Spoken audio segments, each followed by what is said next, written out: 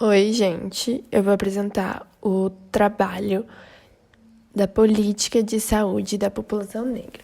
As principais diretrizes da população negra é incluir o tema racismo e saúde da população negra nas instituições de ensino.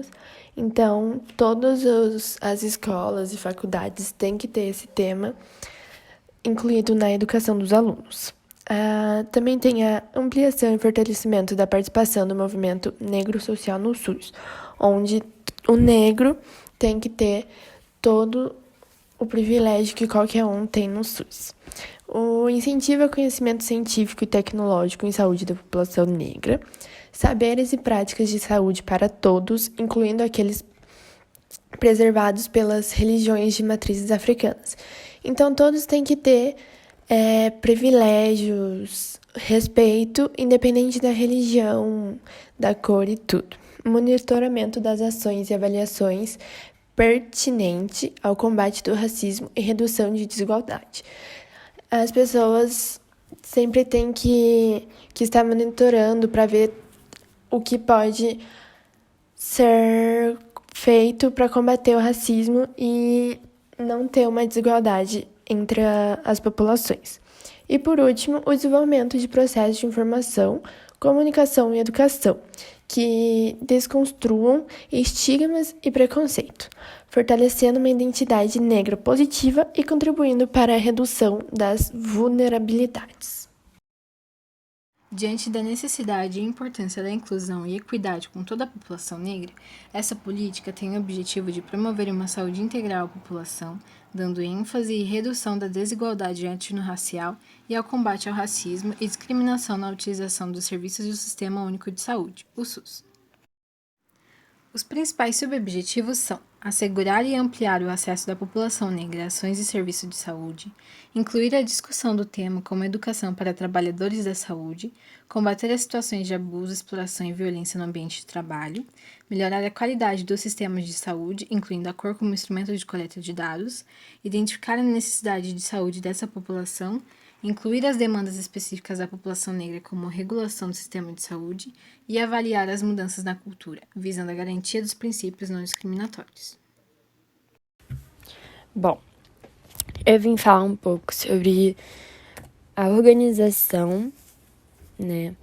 E queria já começar falando que todas as pesquisas apresentadas no livro da Política Nacional de Saúde Integral da População Negra, né, uma política do SUS, foram realizadas pelo Instituto Brasileiro de Geografia e Estatística, o IBGE, onde entraram apenas pessoas que se autodeclaravam pretas. A autodeclaração de raça e cor é um quesito que tem grande peso na construção de políticas públicas, permitindo e ajudando o SUS a consolidar indicadores que traduzem os efeitos dos fenômenos sociais e das desigualdades sobre as diferenças de segmentos populacionais. Ou seja, o SUS necessita dessa autodeclaração para trazer mais equidade no seu sistema. Mas o que seria uma equidade? Seria uma igualdade, uma repetidão, uma imparcialidade nos quesitos de cuidados e projetos sociais em relação à população negra. Eu queria falar também que, apesar de todos terem acesso ao cuidado prestados pelo SUS, a equidade contempla a realidade que locais e pessoas diferentes têm necessidades diferentes e precisam de coisas diferentes. E por isso, soluções e esforços diferentes devem ser feitos de acordo com o contexto em questão. Além de que as políticas públicas devem reconhecer as demandas de grupos específicos e atuarem para reduzir o impacto dos determinantes sociais da saúde aos quais estão submetidos.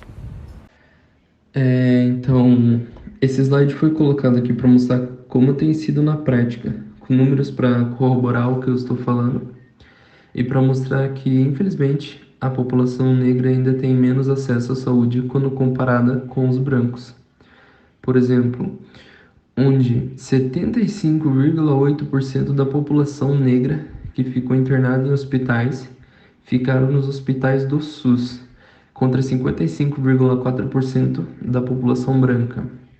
Já em outro exemplo, 67% dos atendidos pelo SUS são pessoas negras e apenas 47,2% são pessoas brancas. Esses dados estão de acordo com o Ministério da Saúde. Então, pessoal, eu vou falar um pouquinho da pergunta, que é quais foram os motivos que levaram à formulação dessa política.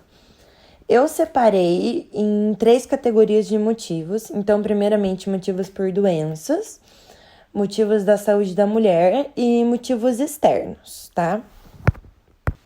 Lembrando como eu acho que mostrando esses números reais, epidemiológicos, eles demonstram o quão real que é esse problema e, assim, a realidade dessas pessoas. Então, eu vou apresentar dados reais para vocês, obtidos pelo PNS. PNS é a Pesquisa Nacional de Saúde e pelo Ministério da Saúde. Então, primeiramente, os motivos relacionados à doença, começando pela doença de Chagas. Estima-se que no país existam aproximadamente 4,6 milhões de pessoas infectadas, e a PNS fez um levantamento em 2013, e lá dizia que 86% dos infectados correspondiam à raça cor negra, 13% à branca e só 1% às indígenas. Agora, em relação a medicamentos e internações, primeiramente, os pretos e pardos, eles utilizam mais dos serviços públicos de saúde para ter acesso a esses medicamentos e internações.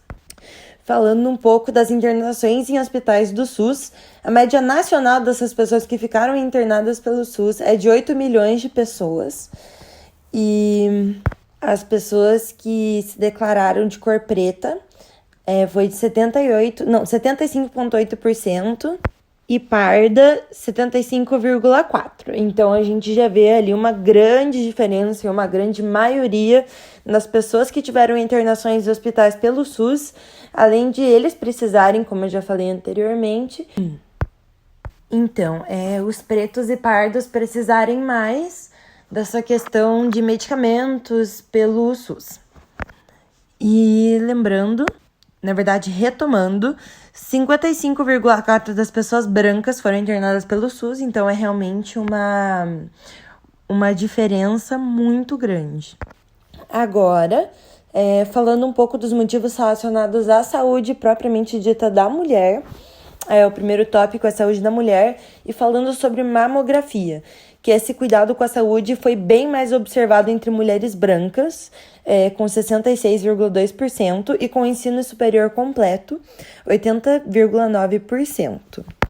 E, novamente, as menores proporções foram observadas entre mulheres pretas, 54,2%, e pardas, 52,9%. E sem instrução ou com ensino fundamental incompleto, essa porcentagem foi de 50,9%. Falando sobre agora a mortalidade materna, do total de 1.583 mortes maternas em 2012, de acordo com os dados notificados no Sistema de Informações de Mortalidade, o SIM, 60% eram de mulheres negras e somente 34% de mulheres brancas. É importante ressaltar que esses números eles estão melhorando e que em 2000 as mulheres que morreram de alguma causa obstétrica, 16% tiveram sua raça cor ignorada, e esse percentual caiu pela metade em 2005 e finalmente atingiu 4,5% em 2012. E por fim, a sífilis na gestação, as maiores taxas de detecção de sífilis em gestantes, e na raça cor preta, 17 por 1.000 nascidos vivos, e nas indígenas, 6,7 por 1.000 nascidos vivos, e na parda, 6,6 a cada 100.000 nascidos vivos. Agora, falando sobre os motivos externos, o acesso à saúde. Então, a proporção de pessoas que consultaram um médico nos últimos 12 meses foi maioria de pessoas brancas, com 74,8%, e pretas apenas 69,5%, e pardas 67,8%.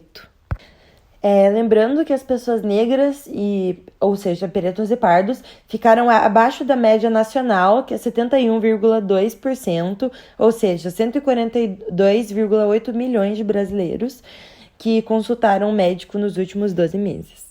Agora, discriminação nos serviços de saúde, das pessoas que já se sentiram discriminadas no serviço de saúde. As mulheres, elas chegam a 11,6%, as pessoas de cor preta, 11,9%, e as pardas, 11,4%. E, por fim, as pessoas sem instrução ou com ensino fundamental incompleto, 11,8%. Lembrando que os motivos, eles são geralmente por falta de dinheiro, ou seja, 53,9% dessas pessoas, e por classe social, 52,5%. Agora, por fim, para a gente terminar esse assunto, falando da juventude negra, a taxa de homicídio de 56 mil pessoas que foram assassinadas no Brasil em 2012, 30 mil são jovens, entre 15 a 29 anos, e desse total, 77% são negros, ou seja, pretos e pardos, e 93,30% são do sexo masculino. A parte mais revoltante desse caso é que apenas 8% desses casos chegam a ser julgados. E por fim, a gente tem as referências. Muito obrigada e é isso.